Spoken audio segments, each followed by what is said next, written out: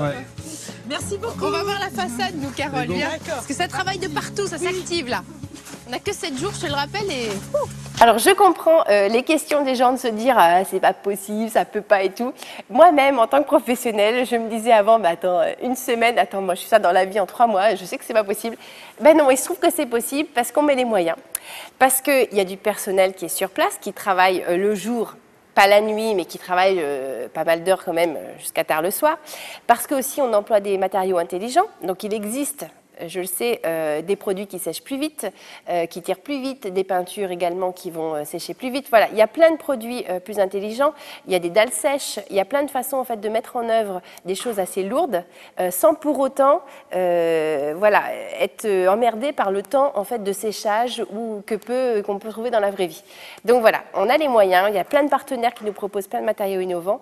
Et puis surtout, c'est une super équipe. Quand on voit le nombre de personnes qu'il y a sur le chantier, on comprend que ça aille aussi vite. Mais je suis d'accord. Moi-même, je me disais que c'était pas possible. Mais j'ai vu, c'est possible.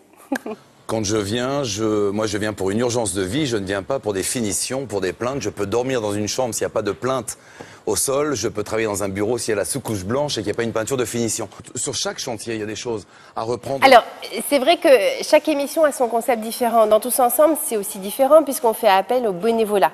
Vous ne pouvez pas avoir le même niveau d'exigence quand vous êtes avec des bénévoles, quand des gens donnent gratuitement des matériaux. Ça va peut-être pas être les premières qualités, ça va peut-être des matériaux déclassés.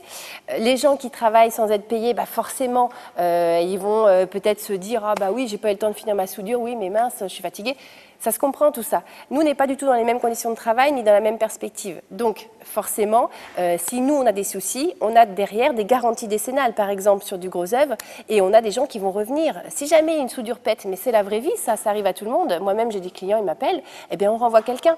Dès lors qu'il y a un suivi de chantier, un SAV, il n'y a aucun souci dans la vie. Donc, si vous voulez en voir plus, moi, ce que je vous propose, c'est qu'on se retrouve la semaine prochaine. Parce que la semaine prochaine, attention, c'est la découverte totale. Vous allez revoir toutes les pièces, toutes les zones, une par une. Et surtout, la réaction de la famille devant tous ces changements. Donc, on espère que vous serez au rendez-vous. En tout cas, nous, on sera là. On vous dit bye bye. Bonne soirée.